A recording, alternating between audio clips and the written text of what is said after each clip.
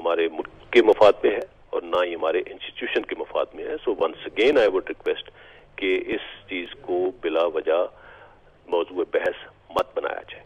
ٹھیک ہے، لیکن ہم دیکھ رہے ہیں جنرل صاحب کہ سیاسی جلسوں میں خاص طور پر فوج کو بارہا کہا جا رہا ہے کہ اگلے الیکشن کرائے جائیں. کیا فوج کو مداخلت کی دعوت دینا ٹھیک ہے؟ جی بالکل بھی ٹھیک نہیں ہے. دیکھیے جیسے میں نے ابھی تھوڑی دیر پہلے کہا کہ ہم بہت عرصے سے یہ اس چیز کو واضح کر رہے ہیں کہ فوج کا سیاست سے کوئی لینا دینا نہیں ہے.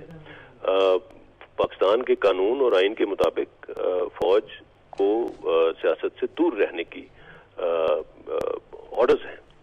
سو اور ہم نے اس چیز کو اگر اب میں پچھلے ایک سال کی ہی صرف میں بات کروں تو ہم نے اس چیز کو واضح طور پہ اس کو امپلیمنٹ کر کے دکھایا ہے. آپ پچھلے سال کے دوران ہونے والے کسی بھی ضمنی انتخاب کو دیکھ لیجئے, آپ کنٹونمنٹ بورڈ کے الیکشنز کو دیکھ لیجئے, آپ لوکل باڈیز کے الیکشنز کو دیکھ لیجئے, یا اس کے علاوہ جو بھی سیاسی ایکٹیویٹیز ملک میں چلتی رہی ہیں, ہم نے واضح طور پہ اپنے آپ کو ان چیزوں سے ڈسٹنس کیا ہے اور اپنے آپ کو ایز این انسٹیٹیوشن اس سے دور رکھا ہے. اور اس کی تصدیق آج تمام سینئر پولیٹیشنز بھی کر رہے ہیں.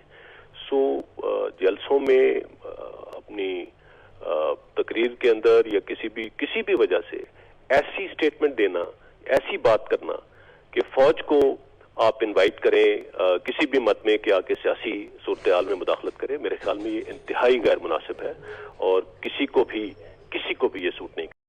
ٹھیک. اچھا سر, لاسٹلی یہ کہ سیاستدانوں کی جانب سے دھمکیاں دی جا رہی ہیں لانگ مارچ خونی ہوگا اور ملک میں امن و امان کی صورتحال بگڑ سکتی ہے, اس پر آپ کیا کہیں گے؟ جی اس کے اوپر کوئی ایسا کامنٹ نہیں کرنا چاہوں گا.